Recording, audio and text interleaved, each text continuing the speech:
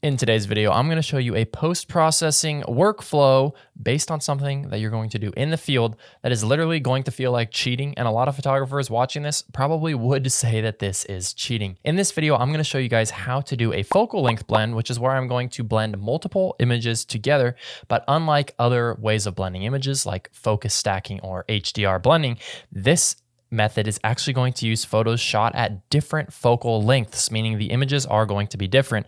I'm going to show you exactly how to blend them together. This is perfect for images where you want that really nice foreground with a lot of visual interest, but you maybe have your subject that's maybe smaller and in the distance, or even if it's not in the distance, you know how that wide angle lens can really make your subject look small. So this is going to help to make it a little bit larger. I've covered this a few times on the channel, but I'm going to cover it a little bit differently today in a little bit more advanced of an image with a little bit more advanced blend. So in this video, I'm going to blend this image, which is shot at 24 millimeters, and this image, which is shot at 14 millimeters. I like the foreground a lot better on this image here, but I don't like how far away my subject, which is kind of these rocks, are.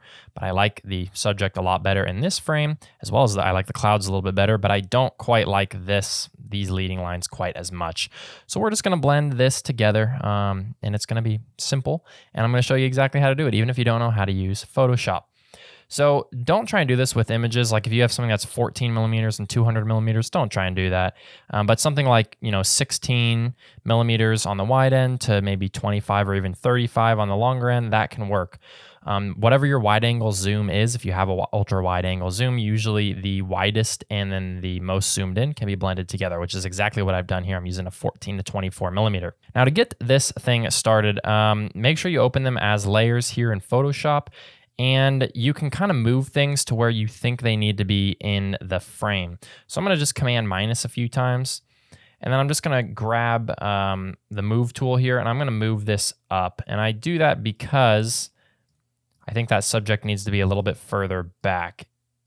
Just like that, maybe. Now, most of the time, this shouldn't be a problem for you to move it. And you may not even need to, but after having played with this before this video, I know that I need it to be slightly higher.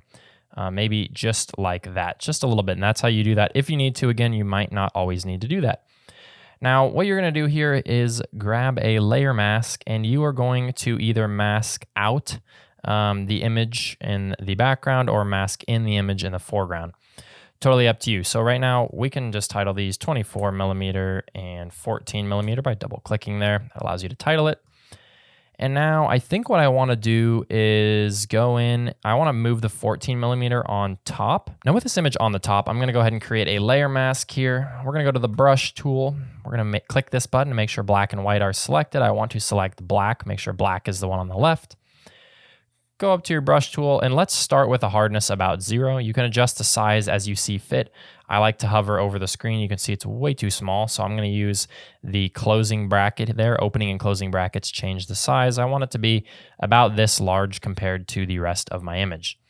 Now I'm simply just going to paint out the spots where I know I want the image below to show through, because this is a layer mask, so anything that's black on the layer mask is going to hide from this layer, and if it's hiding from this layer, it's showing through to the layer under it. So we're just going to start out up here and just paint in the stuff that we know we for sure want right in there. So that's just going to get you started there. But obviously you need to do a little bit of refinement, because as you zoom in, it doesn't really look great. I mean, it doesn't look terrible, but you can make it look a lot better by spending like 5 minutes here painting some of this out. So I can flip back and forth between black and white by pressing X. So if I wanted to go to white, or if I want to flip back to black, just hit X. And you can paint this in as you see fit. Now, typically you want to look for a nice edge to kind of fade this out with, because it's not really great to do low opacity. So you can see right now I have this really soft edge. I do want to have a harder edge at some point. So once you get kind of started here and you get most of what you're looking for, like I have here, we'll click on this arrow here, increase the hardness to maybe 70%. And then we can just come in here and we can kind of be a little bit finer with our brush. Now let's hold Option and click here. You can see how much harder that edge is when I paint it just like that. So I want to go back in here and just kind of click through, get as much as I can. And As you paint over the edge, you'll notice, okay, like I don't want all that. You can just Command Z to undo that. But you will want to come in here and find like a nice seamless transition point. Maybe somewhere in there looks pretty good for me. And you can spend more or less time on this. It just really depends on how good you want it to look and how easily you have the seamless transition point. I want this sand to be in there, just like that. And maybe I want this to be out. Paint that through. And I wonder what's up here. Yeah, we don't want any of that. We'll just go in through here, paint this through, and I'm making this as quick as I possibly can because I know this is the least fun part about watching videos is watching people use the masking tool. In here actually looks pretty good, just like that. You know, when we zoom in, you can kind of tell there's something a little bit wonky going on maybe. But keep in mind when people are viewing your image like this, you know, you'd have no idea really that this is messed up at all. Now, if you need to go in, you can also adjust the position. So if I wanted to move this background layer up, just click on the layer, grab the move tool, then I can drag this up until, you know, wherever you see fit, wherever you want it on the image, you can drag it in. I'm finding, you know, it was pretty good where it's at, just like that.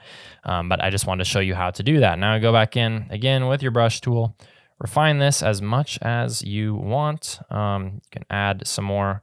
I always like to kind of paint over like this just to see what I'm missing. And then I might say, okay, I liked this white rock that was in here. And I'm actually going to use this little red stripe maybe. And then we'll go in with our black brush. I pressed X to switch to black. Hitting this right in there. Just creating a little bit more hard of an edge so it's not so feathered. Somewhere in there. Looks pretty good. Now you can see in the matter of, you know, this was probably 6 or 7 minutes, but if I was doing this without talking to you, I could have done this in probably 2 or 3. And we've created this really nice focal length blend. If you need to do any matching to make them look like they belong together, you can, but I'd recommend shooting this in the field where they are the same exposure values, so like the same brightness the whole way through. But just like that, we've made this nice wide angle foreground, this kind of mid-range background, and now it creates a lot better image. In my opinion, if you ask me, I think this looks so much more appealing because we have these subjects in the back that, you know, they didn't look very great here, but in this image, they are a lot more prominent in the frame. In addition, the clouds look better as well. So hopefully that helps you.